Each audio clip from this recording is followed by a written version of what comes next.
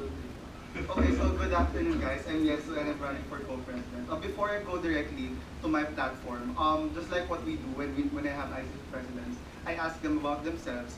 So now I'm going to tell you about me and how my leadership journey went and why I want to run for president. So it started in church, actually. The seeds for leadership and wanting to be of the service of other people started in church when I teach Sunday school. And I'm also treasurer of our National Sunday School Organization to organize camps, Sunday School Training Institutes for teachers.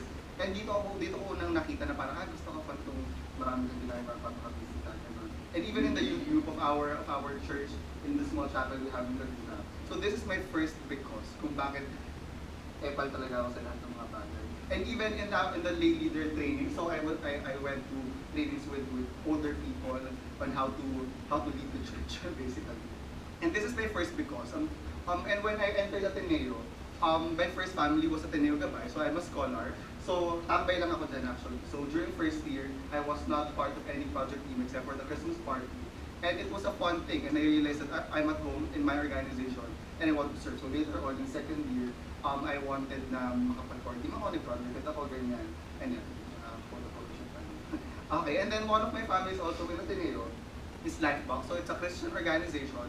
And this is also where I understood na bakit gusto ko ba talagang mag-income. And doon ko na-realize during second year na parang hindi pwedeng panay-tambay-tambay na lang. Hindi pwede na wala akong gagawin for other people. A lot of people are exerting efforts in the things I'm passionate about. And I want to be passionate for things as well. So I became active in my home org, in the Ateneo Economic Association, where I became project head of our flagship project about economic literacy among high school students. And I've also found my because in this family in Asla, so this is the Roman. Yeah. And then also in COA, so I'm part of the Special Projects X team in second year. So yun si Alex, magsama kami in COA Awards. And from there, nakita ko na possible integration of my love for COA and for economic discourse and social-political matters is when I ran for analysis and discourse cluster then. So this was during my meeting the Avance last year. And yeah, so ito kami ngayon. So this is my cluster board, wala si Inarot, and I learned to love the thing that I'm doing in ATC. So we had it was a blast. It was a very formative experience. It wasn't perfect. We had things never forget. But I learned a lot, especially being involved in COA and as a whole in the central board. And that's why I realized that I wanted to continue and to relay the things I learned when I was cluster head. To be Bukos din pala. So we also founded Bukos. So and nag-impact din ako. So yeah. So now I want to run for president. And now I will go to the reason why I want to be president and my platform for next year, what I envision for COA next year. So yeah. So we want long-term outcomes in COA. How do we do that? Continuity. I think we're able to set good foundations this year, and I believe that coming from where we are right now, we must become a contextualized and forward-looking council in the sense that we are a historical institution. We had previous problems you have to consider. Meron tayong mga naumpisahan na. But at the same time, we're forward-looking, tackling the issues of the council na naranasan natin ngayon, hindi lang yung mga naranasan natin noon. And one of the goals on how I want to do that is to institutionalize the KRAs. So we had excellence, community building, and nation building. And I think that's what COA should do. Going back to our mission, it only listed different core competencies per cluster, but I think we should have a battle cry. And I think pushing orgs to become excellent in what you do and building a community from those excellent organizations. And para saan ba yung community nyo? Bakit tayo magaling? Bakit tayo sama-sama? It's always for the service of our nation and of love. Of course, and isa sa mga bagay na pwede natin gawin doon is to coordinate the academic calendar shift because it's a huge thing for organizations. And I think COA can play a part in making things smoother for organizations. And of course, bridging university trust of mission identity, sustainability, and nation building to the organizations. So if you want to be passionate of organizations, the outcome is that we're passionate for organizations. We want excellent organizations, and I think this can be achieved through, we can support organizations through the different executive board services that we have. And perform, my platform was already elaborated by some of the people running for executive board.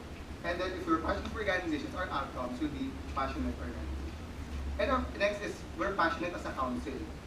This is the community building aspect of my platform. I think decision making should be participatory. It was something we started this year by more FGDs, more consultations, especially in council-wide projects. But I think one of the delineations we should make is which make on an EB level, which one's based on a CB level, which one's based on a core level.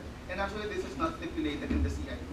That's why next year, I want the org to level off, at least as a foundation, for possible restructurings and institutionalizations of the delineation we will make. And rethinking the cluster system. So in hindsight, I learned a lot of things, that clusters should not be project managers, but more coordinators and representatives of organizations to external bodies and to offices. Okay. So yun. And if we are passionate as a council, the expected outcomes that we want is that we are a passionate council. And last is, we're passionate for the nation as a council. So para saan ba lahat ng ito? It's always for the service of the least of our neighbors and society at large. So for me, it should be organizations who is doing nation building and not us. COA connects organizations, COA creates opportunities. So isa rin sa mga actually this came from what SBC is doing right now. Gusto ko na to explore an integrated community support planning because communities are comprised of different problems coming with the different people. And I think that a more holistic approach to our different communities can be really well and important in how we can help them better. And coordination with Sanggunian with national issues and project execution. So we're sister organizations, we're under Sanggunian, and I think this is very important. Again, if we're passionate for the nation, the long-term outcome of everyone in the Philippines is a passionate nation. We want a nation who loves one another. Okay, and last, as a synthesis of the things that I want to do, is to refine, sustain, and continue systems and structures. Hindi ako niniwala na dapat taon-taon, bago-bago. I think we're able to set good foundations, but again, those are foundations. Hindi sila natatapos. It's always building and rebuilding and building and rebuilding. And I think some of the concrete things that we can do is to realize the committee system. Very shaky pa, very foundational, but there is potential in solving council-wide problems as a council. Nakita natin 70% ng problems natin, office-related, ganyan. And to wrap up, planting seeds for restructuring, umpisa pa lang naman, again, it's a long process. Connect and empower the executive team. I think mahalaga yung magagawa nila kapag mas kilala natin sila, especially the core NCP.